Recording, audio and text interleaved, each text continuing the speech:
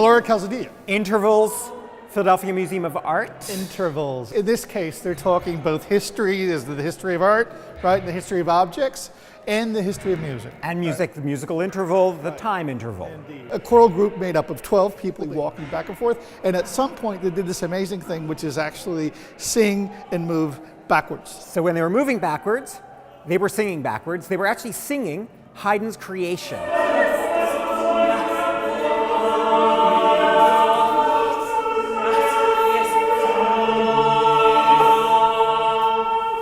So the whole show, as far as I'm concerned, is about a failure of communication, ideas that don't cohere, and that interests me. The thing is resolved properly to get back to a universal enlightenment notion of art making, and that's what interests me. It's rupture, but it's synthesized in such a way that actually allows us to sort of enter in and get it, right?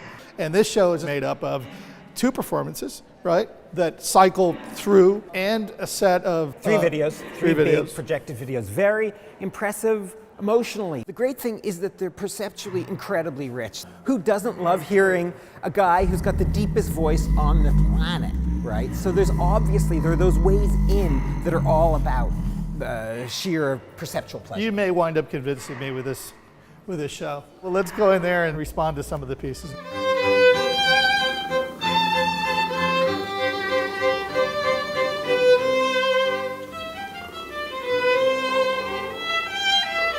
So just a few minutes ago, there was a performance in here, 11 musicians playing a serenade that was written in 1798 for the 2 elephants whose bodies are preserved in the museum that he's wandering through. That was the height of the Enlightenment. That was about saying, we humans can communicate to the other species through the glories of our music. And it was kind of ridiculous. I mean, when you saw the musicians in here, it was so clear that no elephant could give a shit about what they were playing. No, it's like putting recordings up in space, basically. Yeah, that's right. So that kind of undermining is interesting to me, and I think it's in the whole show. A notion of undermining the whole premise that there can be that kind of orderly communication between past and present. I'm frustrated by some of the sort of postmodern approaches. The issue with this work in general is that it is very complicated stuff, and there's no 2 ways around that. Yeah. You know what? The fact that we're hesitating and that we're less brilliantly eloquent than we normally are today is actually in praise of this work. It's forcing us to come to grips with it, and that's hard. I see this setup, and rather than sort of see the absurd, first of all, I see sort of like an academic version of the absurd. I wish I saw Eraserhead more than I actually see a professor teaching Eraserhead. A professor discussing anything is bound to be boring. The problem with postmodern theory is that it's effing boring. It is. And this isn't. This is captivating.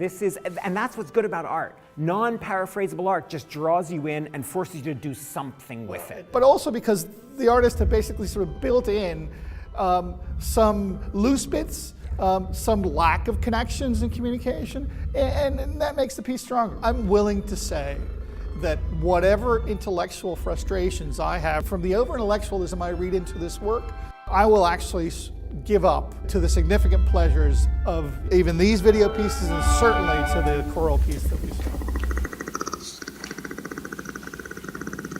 The work bests, I think, those kinds of frustrations, which now seem to be superficial. It overcomes its own pretensions. That's pretty good. That's very good. Which is a hard thing to do. As saying, from the point of view of a guy who's pretentious, it's hard to overcome it, you know?